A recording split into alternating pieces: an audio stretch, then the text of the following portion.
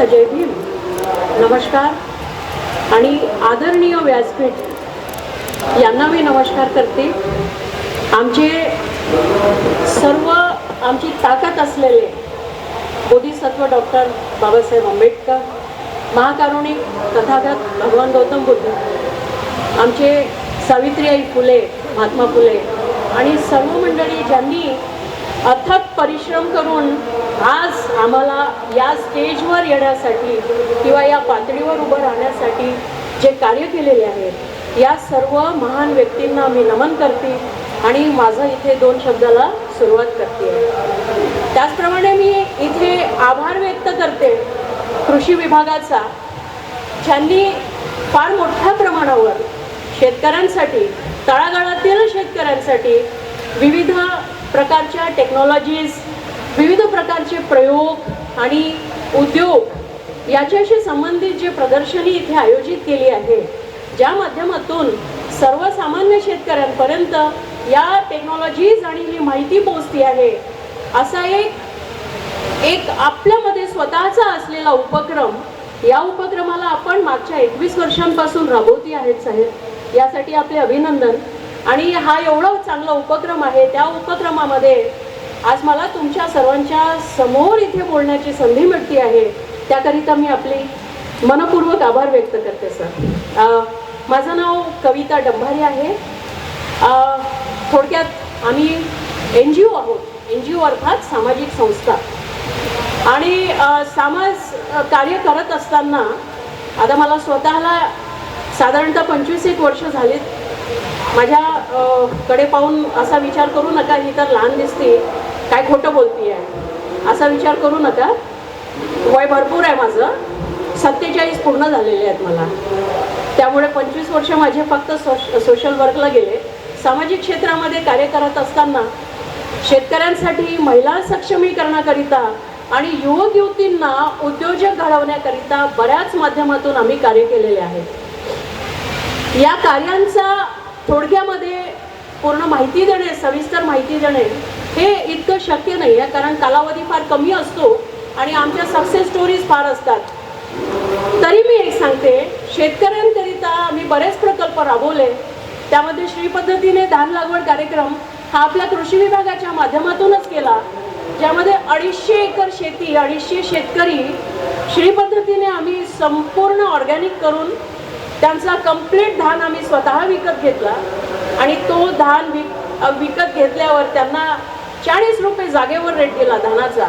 आणि त्यानंतर तो धान आम्ही सिंगल पॉलिश करून पूर्ण भारतात प्रमोट केला. 250 एकरला असा एक सफलतेपूर्वक प्रोजेक्ट आम्ही राबवला ऑर्गॅनिकचा.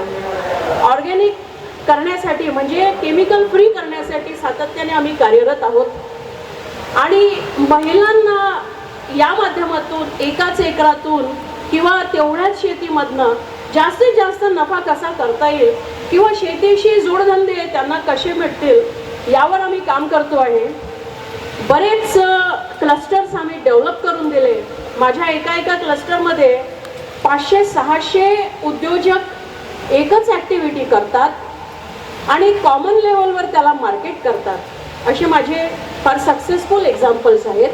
आता सध्या तेवढे एक्झाम्पल्स देण्याची वेळ माझ्याकडे नाही आहे, पण आज तुमच्यासाठी एक नवीन प्रोजेक्ट मी घेऊन आलेली आहे, त्याबद्दल मी तुम्हाला माहिती देणार आहे. माझा विषय महिला सक्षमीकरणाचा विषय दिला आहे म्हणून सांगते.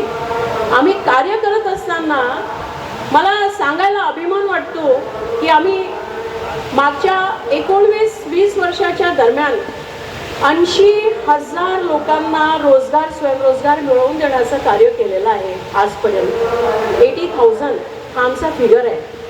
पैकी 20,000च्या वर लोक असे आहेत की ज्यांना आम्ही स्वतःचे उद्योग सुरू करण्यासाठी गव्हर्नमेंटच्या विविध योजनांमधून कर्ज काढून दिलेले आहे. मग ती योजना कोणती असू देत, KVICची त्यावेळी REGP होती, PMEGP आत्ता आली. REGP होती त्यावेळी, PMRY होतं त्यावेळी.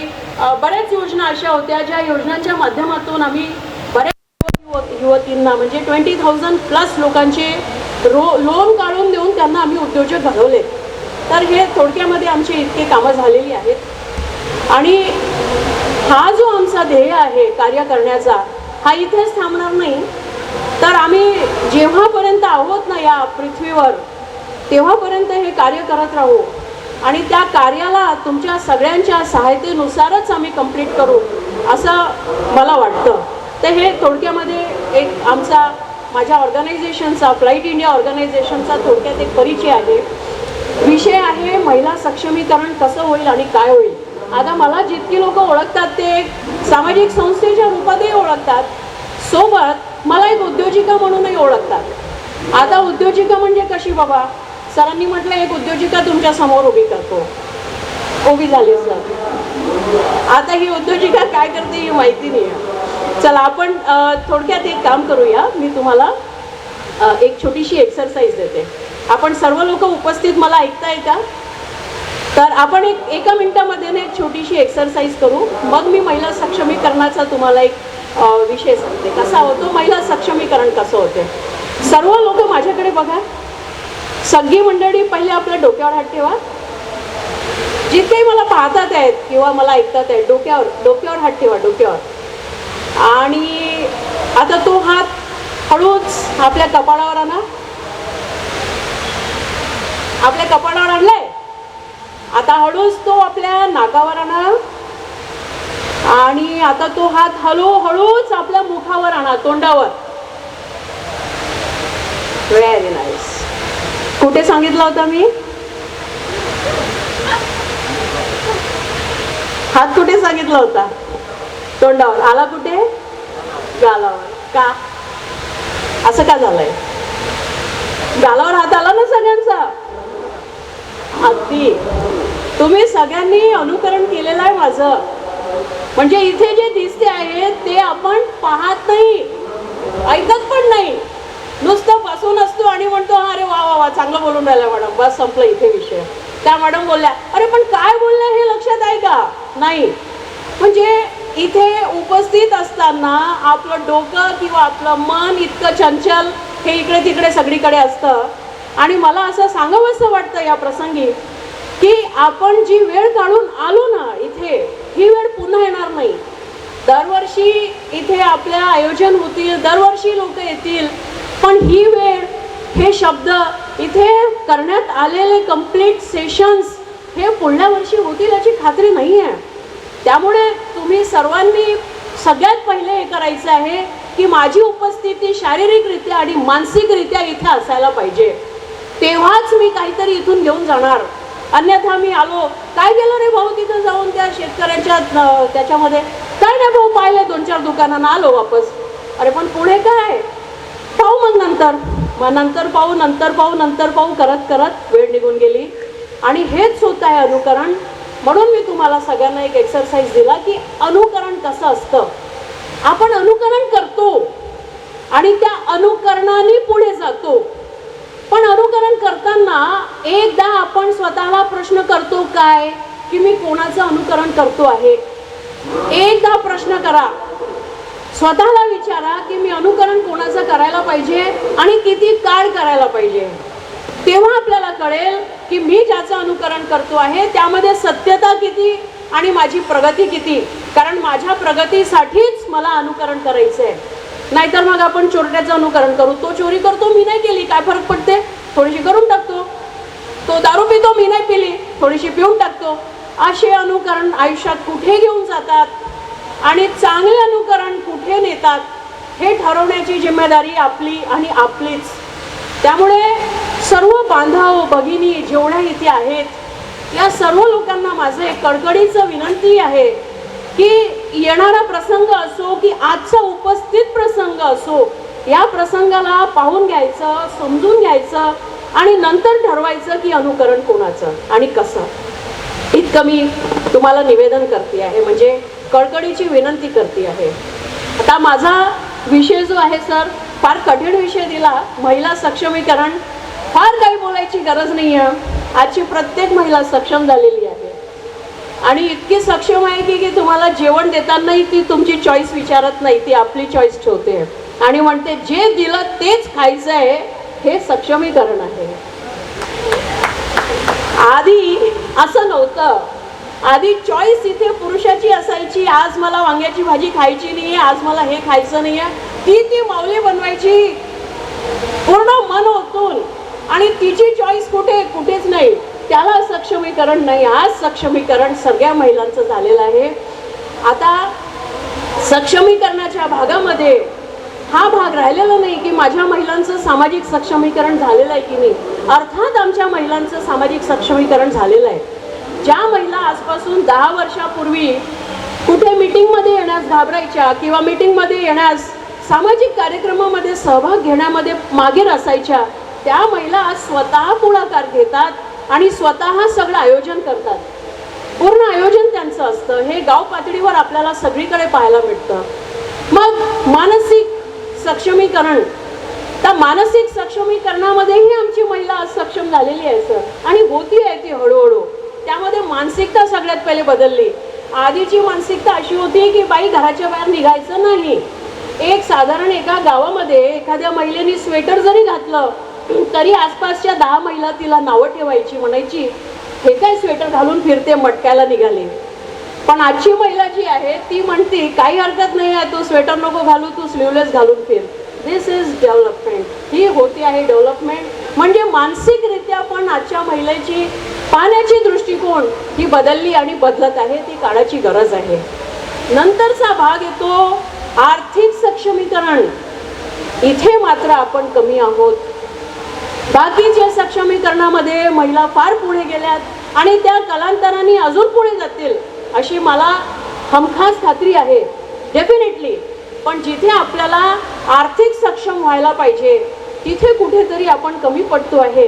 कारण भारताची जनसंख्याच्या तुलनेमध्ये अर्धी जनसंख्या महिलांची, पैकी 10% महिला पण उद्योजक किंवा स्वतः अर्निंग करणारे अशी संख्या नाही, कमी. म्हणजे जर एकंदरीत आपण पाहिलं तर आर्थिक सक्षमतेची गरज ही आज गावातील प्रत्येक महिलेला आहे. म्हणजे दर दोन घर सोडल्यानंतर तिसऱ्या घरामध्ये एक महिला अशी पाहिजे जी उद्योजक असेल, ती इतरांना उद्योजक बनवेल.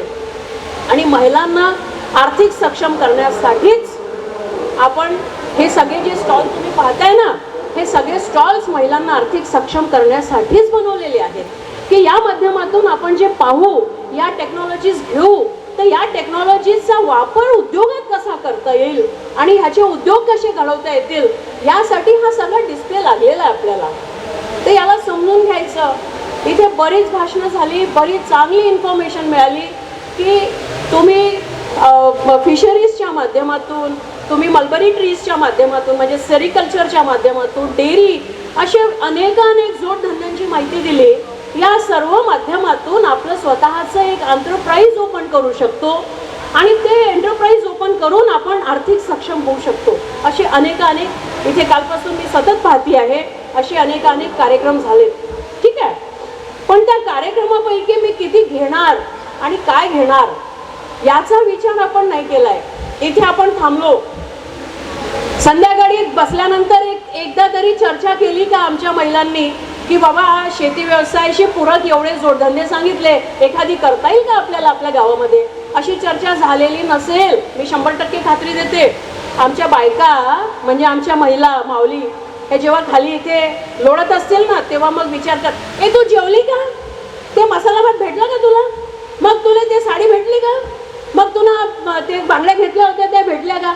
अख्खं पूर्ण तिचं आयुष्य ती फक्त ह्याच्यामध्ये संपवून टाकती आणि आयुष्य संपल्यानंतर मग ती विचारती, जाऊ दे म्हणते, आम्हाला काहीच करायला भेटलं नाही, पूर्ण जिंदगी अशीच निघून गेली म्हणते, जे काय करायचं होतं ह्याच्या बापानंच केलं म्हणते. तर काय केलं ना, 4 पोट्टे, संपला विषय, अख्खं आयुष्य असंच. अरे कसं सक्षमीकरण? आपण जर सक्षम नाही झालो तर आपण आपल्या येणाऱ्या पिढीला काय सक्षम करणार? हा एक प्रश्न आपल्या समोर येत नाही का? कधी हा विचार येत नाही का की माझ्या मुलीच्या मुलीला मी कोणता उद्योग देऊ शकेल रे बाबा? मी काय सोडून जाणार? या जगामध्ये मी आली आहे तर मला फक्त कशासाठी? म्हणजे तुम्हाला कविता मॅडम कधी कधी खूप कडू बोलतात. मी एक गोष्ट सांगते, आपल्या समाजामध्ये सगळ्यात मोठं जे टार्गेट असतं ते असतं लग्नाचं. खतम बात, लग्न कर, दॅट्स इट. अरे साधी मुंगी पण बच्चे पैदा करते हो, साधी मुंगी. एक साधी बकरी ती पण जेवणाची चॉईस ठेवते की मला काय खायचंय काय नाही खायचंय. आणि आपण जिवंत मनुष्य आहोत, आपल्याकडे सगळ्यात मोठी पॉवर आहे, विचार करण्याची क्षमता, बोलण्याची क्षमता, कार्य करण्याची क्षमता. म्हणजे मानव जातीत पैदा झालो, त्यातही आपल्याला मानवामध्ये आणण्याचं कार्य इतकं मोठं डॉक्टर बाबासाहेब आंबेडकरांनी केलं. जागा दिल्या, सगळं दिलं, मग का मागे? तर आपल्याकडे कारणं असतात, किती कारणं असतात. मग आमचं हे असंच झालं नाही, मग ते तसंच झालं नाही, मग यानं हे केलं नाही, मग गावात तो होत नाही. अरे येतात ना रिझन्स, बरेच रिझन्स येतात. पण त्याला मागे टाकून पुढे जायचं असतं. आणि जो पुढे जातो तो उद्योजक बनतो, जो पुढे जाईल तो जग जिंकतो आणि येणाऱ्या पिढीसाठी काहीतरी ठेवून जातो. आज आपण आपल्या जमिनींमध्ये जे उगवतो ते तुमच्या वडिलोपार्जित लोकांनी ठेवलं म्हणून उगवताय. जर तुमच्या वडिलोपार्जित लोकांनी जमिनी ठेवल्या नसत्या तर कशाचे आपण शेतकरी? तुमच्या वडिलोपार्जित लोकांनी जर त्यावेळी जमिनी विकून टाकल्या असत्या, कुठे राहिलो असतो आपण? त्यांनी वाचवून ठेवल्या म्हणून आपण शेतकरी म्हणतो स्वतःला. याच पद्धतीने आपल्याला यावेळी हा विचार करायचा आहे की माझ्या येणाऱ्या पिढीसाठी मला काय ठेवायचं आहे. हा विचार आपण कधी करत नाही. आपण आपल्या धूनमध्ये राहतो, पूर्णपणे मस्त जीवन जगतो. दिवसभर शेतात काम करायचं, संध्याकाळी मस्त बिलकुल टपरीवर बसायचं, 2-2 चहा प्यायचा. चहा झाल्यानंतर मग बिलकुल देसी दारूच्या दुकानात जायचं, मस्त 2-4 पेग लावून यायचे, संध्याकाळी मग मस्त जेवण ठुसायचं. संपला विषय. पुढे काय? मग आपण आपल्या मुलाला काय म्हणतो? तुला शिक्षण भेटत आहे ना, हा ठीक आहे ना बाबा, कर तू, झालं का संपलं. काय कशी डेव्हलपमेंट होईल समाजात?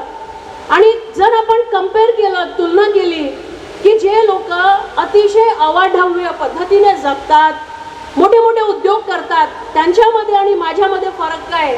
त्यांच्या आणि माझ्यामध्ये फरक हा आहे की मी फक्त खाण्यासाठी जगतो, ते लोक जगण्यासाठी खातात. हा फरक आहे. दिवसभर काम करतात, 1 मिनिट खाली जात नाही, तेव्हा त्यांचे भव्य असे व्यापार एम्पायर उभे होतात. आणि त्यांच्या एम्पायर्समध्ये मग आपण कुठेतरी आपलं काहीतरी सामान पोहोचवणारे असतो किंवा आपण त्यांच्याकडे काम करणारे असतो. ही परिस्थिती मी सर 10 वर्षापूर्वी पाहिजे आणि आज 10 वर्ष लोटून गेले तरी हीच परिस्थिती आहे, काही बदललं नाही. आणि लोक दोष कोणाला देतात? कोरोना आला होता म्हणून आम्ही लुटलो जी. अरे कोरोनामध्ये सगळ्यात जास्त बिझनेसेस झाले.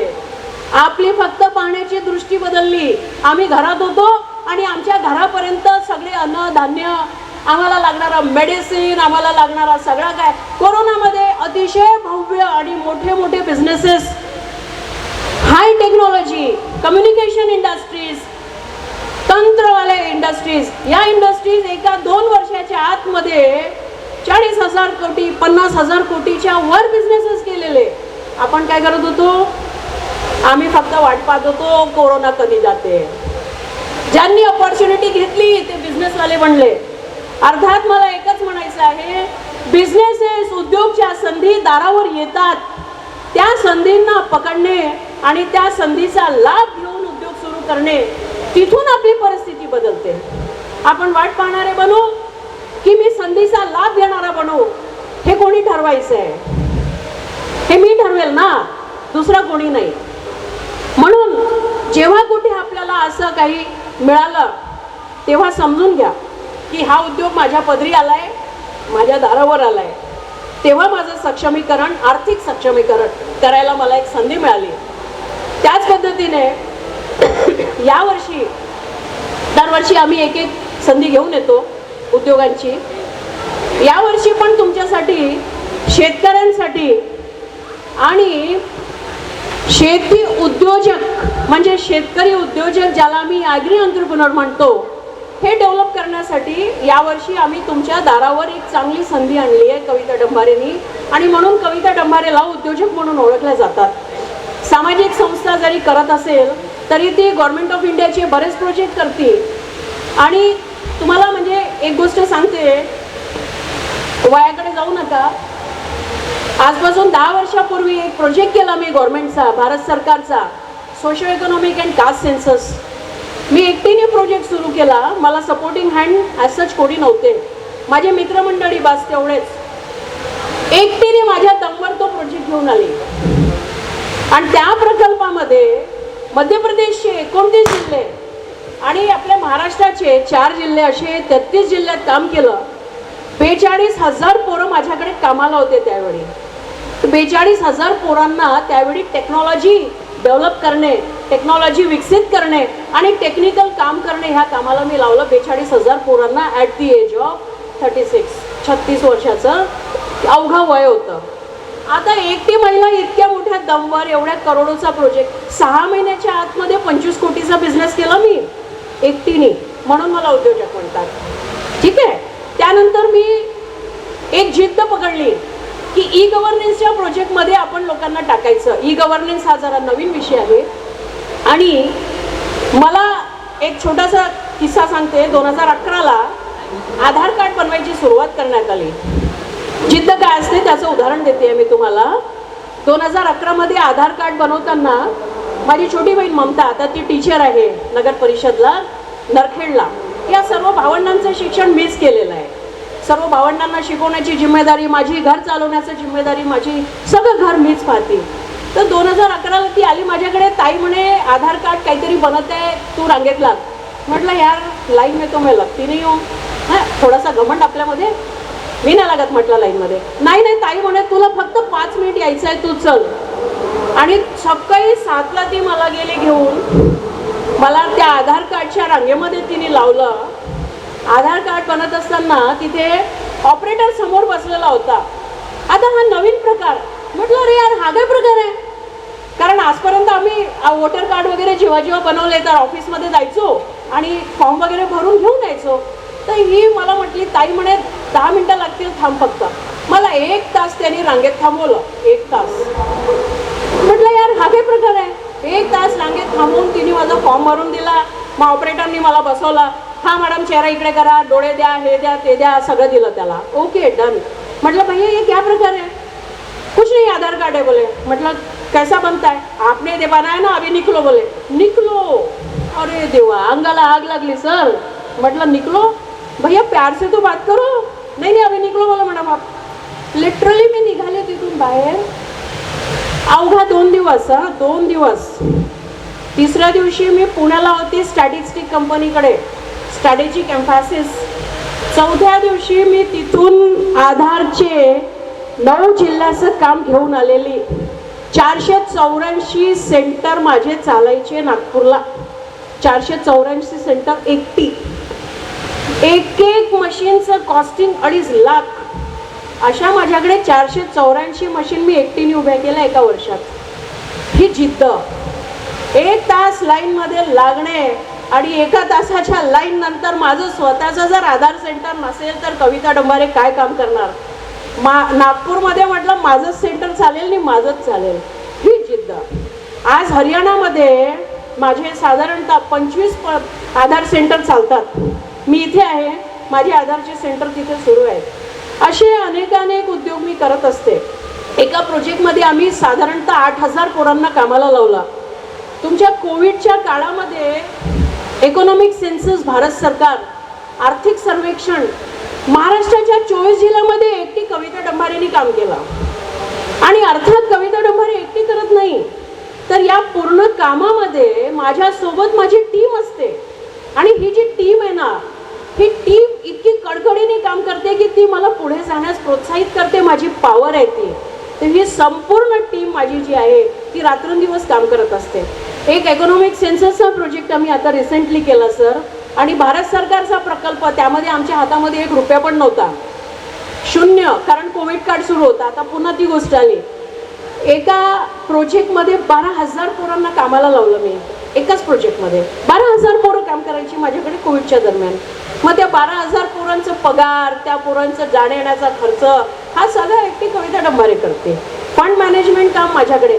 आणि म्हणून मला उद्योजक म्हणतात. म्हणजे मी सामाजिक कार्य करते म्हणून उद्योजक आहे असं नाही. मी उद्योग करते, सोशल सर्व्हिसेसमध्ये लोकांना उद्योजक बनवते म्हणून मला उद्योजक बनवतात. याच पद्धतीमध्ये आम्ही वेगळे प्रोजेक्ट लोकांपर्यंत पोहोचवतो आणि लोकांपर्यंत त्या प्रोजेक्टची जाणीव त्यांना उद्योजक घडवण्याचं काम करतो. म्हणून आता यावर्षी मी तुमच्यासाठी सगळ्यांसाठी एक नवीन प्रोजेक्ट घेऊन आलेली आहे, सॉइल टेस्टिंग लॅब, माती परीक्षणची लॅबॉरेटरी. आता हा जो प्रोजेक्ट आहे हा आहे भारत सरकारचा. भारत सरकार कृषी व शेतकरी कल्याण मंत्रालय दिल्ली इथनं हा प्रोजेक्ट आहे. या प्रोजेक्टच्या अंतर्गत पूर्ण भारतामध्ये सुरुवातीला 10,000 माती परीक्षणच्या लॅबॉरेटरीचे उद्योग सुरू करायचे आहेत. आणि हे जे उद्योजक होतील, जे सॉइल टेस्ट करतील, या उद्योजकांना सॉइल टेस्टिंगचे पैसे ही सरकार देणार. मी पुन्हा रिपीट करते, शेतकऱ्यांसाठी टेस्ट मोफत आणि जो टेस्ट करून देणारा, लॅबॉरेटरी चालवणारा जो उद्योजक आहे त्याला या सॉइल टेस्टिंगचं मानधन हे ह्या सगळ्या प्रोजेक्टमध्ये इन्क्लूड आहे. असा एक प्रोजेक्ट आपण यावर्षी राबवतो आहे आणि हा पूर्ण भारतात राबवती आहे. यावेळी मी स्वतः म्हणजे आमची टीम, मी आणि माझी फ्लाईट इंडियाची संपूर्ण टीम 8 राज्यांमध्ये काम करतो आहे. आणि आमची जी कंपनी आहे hi media technologies laboratories private limited Thane आणि SCF टेक्नॉलॉजीज जे आहे, SCF tech services private limited, ही कंपनी या पूर्ण पॅन इंडियाला हा प्रोजेक्ट राबवतात आहेत. याचं एक उदाहरण तुम्हाला देते महिला सक्षमीकरणाचं. रिसेंटली मागच्या महिन्यामध्ये, म्हणजे आता ऑगस्ट सप्टेंबरची गोष्ट आहे ही, सप्टेंबर महिन्यामध्ये जेव्हा हा प्रोजेक्ट आम्ही डिस्ट्रिक्ट कलेक्टर पालघर यांच्याकडे प्रस्तुत केला, तर पालघरचे जिल्हा अधिकारी जे आहेत ते हायली इम्प्रेस्ड होऊन त्यांनी 100 महिला बचत गटांचे सॉइल टेस्टिंग लॅब पालघर जिल्ह्यामध्ये उभारून दिलेत सर. आणि आता त्याचं लोन केस सँक्शन होऊन ती या स्टेजला आहे की प्रत्येक महिला बचत गटांचं स्वतःचं एक सॉइल टेस्टिंग लॅब आहे. त्या टेस्टिंग करतील, त्या टेस्टिंगला लागणारा खर्च हा भारत सरकार त्यांना देतील. त्या अंतर्गत आता 100 लॅब या महिन्याच्या एंडपर्यंत आपल्या सुरू होतील. सोबत पुन्हा कविता डंबारे इथे उभी होती आणि मध्य भारताचं पहिलं युनिट ना सॉइल टेस्टिंग लॅबचं पहिलं युनिट आपल्या धापेवाड्याला सुरू करत आहे. त्याच्या उद्घाटनाला मी आपल्याला इन्व्हाइट करेल. आपण सर्व आमंत्रित आहात. तुम्हाला मी निमंत्रण पाठवते. कृपा करून या आणि बघा काय आहे हा प्रोजेक्ट. हा एक फार मोठा प्रोजेक्ट आहे. या प्रकल्पाअंतर्गत सगळ्यात महत्त्वाचा घटक म्हणजे एक लक्षात घ्या, सॉइल टेस्टिंग. माती, जी माती आहे, जी आई आहे, जिला आपण आई म्हणतो, मातृभूमी, आणि त्या मातीच्या हेल्थकडे म्हणजे तिच्या स्वास्थ्याकडे हे आपलं लक्ष नाही आहे. आपण पुन्हा म्हटलो अनुकरण करतो, अर्थात मी पिढी दर पिढीचं अनुकरण करतो आणि त्या अनुकरणाच्या नुसार मी फक्त त्याच्यामध्ये DAP टाकत जातो, केमिकल टाकत जातो, वाटेल ते केमिकल मी माझ्या मातीत टाकतो. पण त्या मातीची हेल्थ कशी आहे याचा विचार मी पुन्हा करत नाही. आज माझा शेतकरी आपल्या मातीच्या, मायभूमीच्या हेल्थच्या साठी हा शून्य आहे. या शेतकऱ्यांना माहीतच नाही की माझ्या मातीची हेल्थ कशी, म्हणजे तिचं स्वास्थ्य कशी. आपल्याला खोकला होतो, आपल्याला सर्दी होते, आपल्याला केमिकल इफेक्ट करतात, मातीला नाही करणार का? मातीलाही करेल ना, पण आपण त्याचा विचार करत नाही ना. यावर्षी मी इतकं धान लावलं, इतकं पोते DAP टाक, यावर्षी मी इतकी तूर लावली, इतकं हे फर्टिलायझर टाक, इतकं कीटकनाशक टाक. अरे त्याची गरज आहे का? गरज नाही, पण मला माहीतच नाही ना काय करायचं आहे. म्हणून आपल्याला आपल्या मायभूमीच्या रक्षणासाठी आजपासून एक पाऊल पुढे टाकायचं आहे. आणि एक पाऊल पुढे टाकून मी पुन्हा रिपीट करते, आपल्या येणाऱ्या पिढीला ना, तुमची जी पिढी आहे, नातवाची नातवाची पोरं, यांच्यासाठी नाही निदान माती राखून ठेवा आजपासून. चांगली माती, हेल्दी माती. आणि हेल्दी माती कशी असेल यासाठी आपण सॉइल टेस्टिंग लॅबचा प्रयोग आणि सॉइल टेस्टिंग लॅबच्या माध्यमातून शेतकऱ्यांच्या, प्रत्येक शेतकऱ्यांपर्यंत आपण पोहोचू आणि प्रत्येक शेतकऱ्यापर्यंत त्याला त्याच्या मातीची किमया सांगू की बाबा तुझ्या मातीची हेल्थ बघ आणि तिला सुधार. आजपासून तो सुरू करेल तर तो येणाऱ्या पिढीला काहीतरी देणार. नाहीतर तेच मी आज खाऊन घेतो पिऊन घेतो, उद्याचं कोण पाहिलं, उद्याचं मला काय घेणं देणं आहे, करतील माझे पोरं करतील, तो म्हणेल माझे पोरं करतील, तो म्हणेल माझे पोरं, तेव्हापर्यंत ना आपली माती संपून जाईल.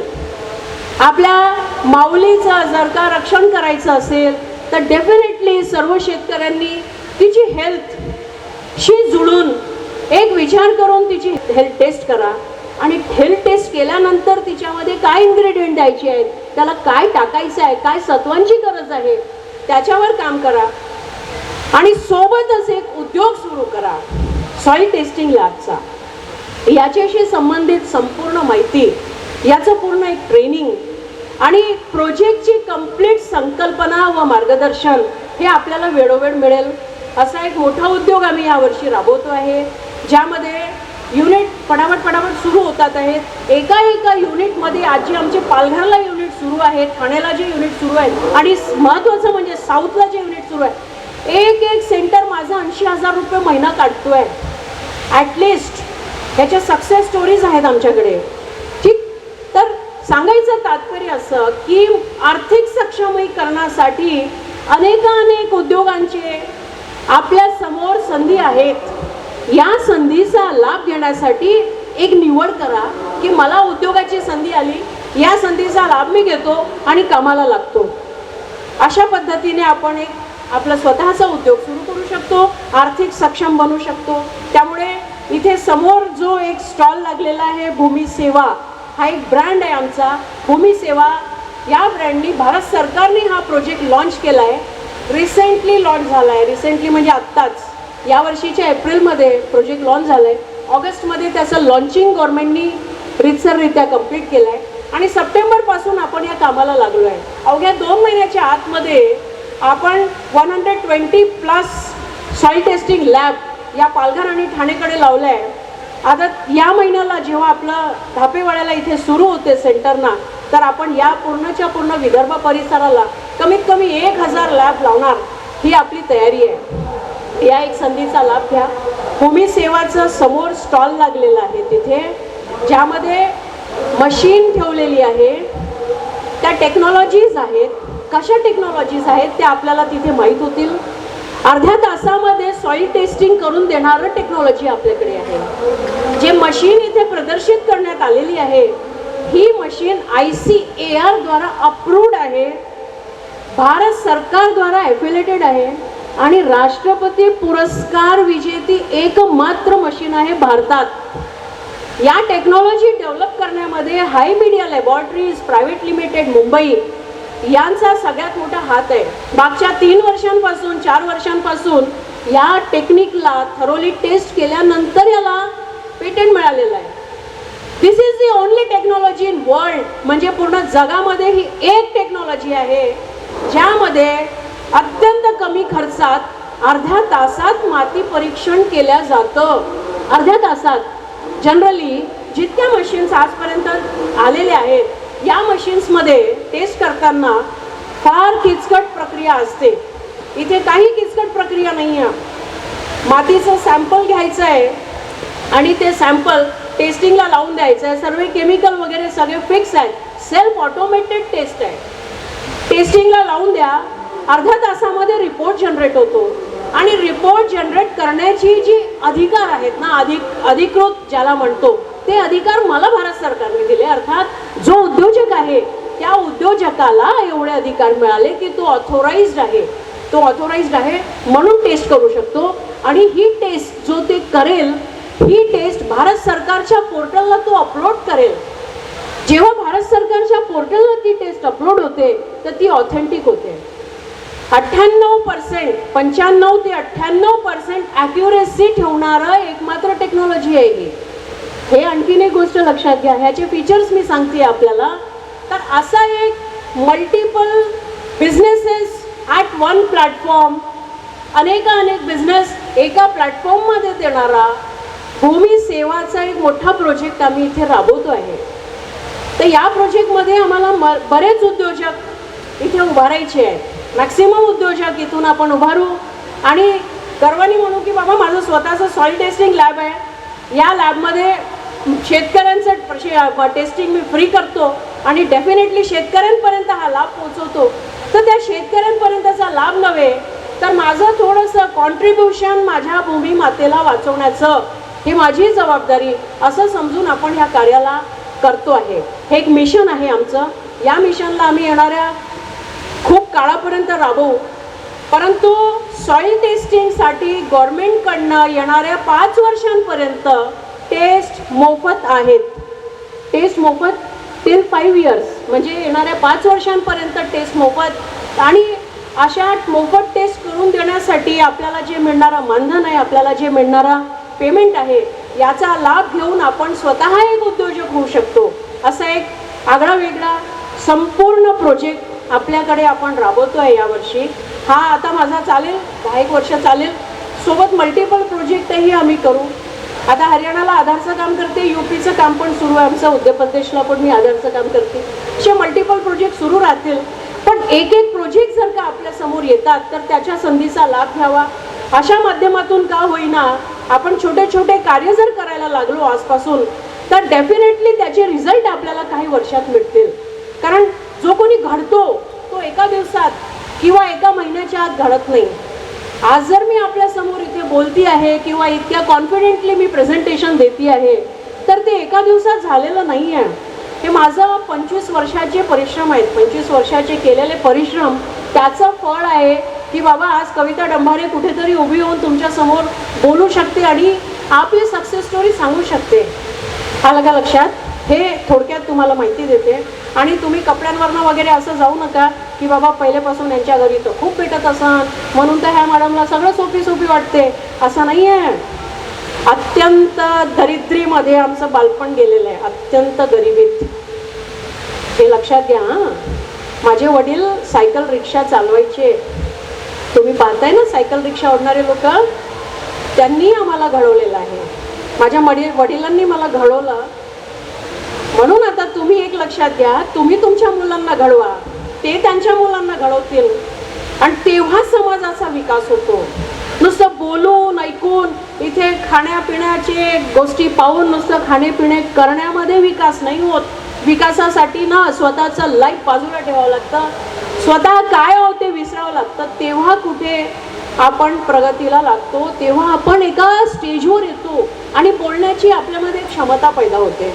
ते एका दिवसात होणार नाही. आपल्याला सुरुवात जर आजपासून केली तर कुठे आपण आपलं जे ध्येय आहे हे आपण पुढे टाकू शकतो. इतकं मला तुम्हाला सांगायचं आहे. मला असं वाटते की खूप जास्त बोललेली आहे मी. 1 तास झाला कसं? 1 तास झाला? बापरे. हे लोक सगळे म्हणतील मॅडम तुम्ही बाहेर भेटा, तुम्हाला पाहतो आम्ही. लई बोलून राहिला तुम्ही इथे. बाहेर भेटेल पण पाहू नका, इथेच पाहिजे. काय पाहायचं असेल दादा मावशी लोक सगळे इथेच मी थांबवते आपल्याला सर्वांना.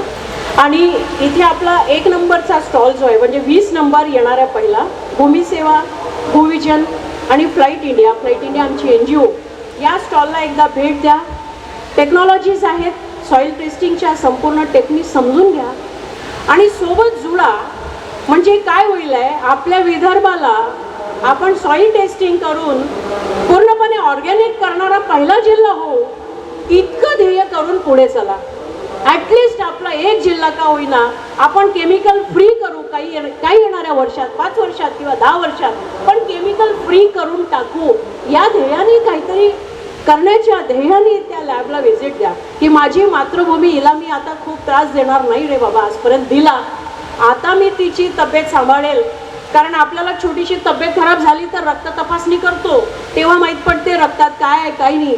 तसंच मातीची परीक्षण करा, तेव्हा माहीत पडेल माझ्या मातीला किती त्रास होतोय, त्या मातीमध्ये किती केमिकल आहेत. आणि हे सगळे केमिकल आपण कोणाला देत आहोत? आपल्या पोरांना आणि आपल्या पोरांच्या सोबत सर्वांना. मग ही पोरं जी आहेत ती देतील त्यांच्या पोरांना. म्हणजे नुसतं केमिकलच नाही. तर केमिकल मुक्त होण्यासाठी सॉईल टेस्टिंगच्या माध्यमातून एक ध्येय धरून सर्व शेतकऱ्या बांधवांनी इथून काहीतरी घेऊन जावं असं मला वाटतं. आणि खूप बोलली असेल तर मला क्षमा करा. काही गोष्टींचा माझा जर राग आला असेल तर डेफिनेटली एक लाडू जास्त खाऊन टाका माझ्याकडून. घरी जाऊ ना, माझ्याकडे लाडू नाही आहेत. 1 लाडू जास्त खायचा.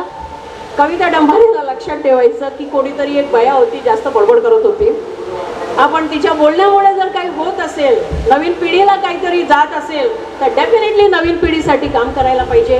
काका लोकांनी आजपर्यंत जे नाही केलं ते काका लोकांनी करायला पाहिजे. मला असं वाटतं की मी नाही केलं काही हरकत नाही, माझ्या पोराला तर मोटिवेट करतो, माझ्या पोराला प्रोत्साहित करतो, काहीतरी करा, म्हणजे जेणेकरून आपला समाज, आपला शेतकरी वर्ग हा रडत गळत इथे प्रदर्शन करणार नाही.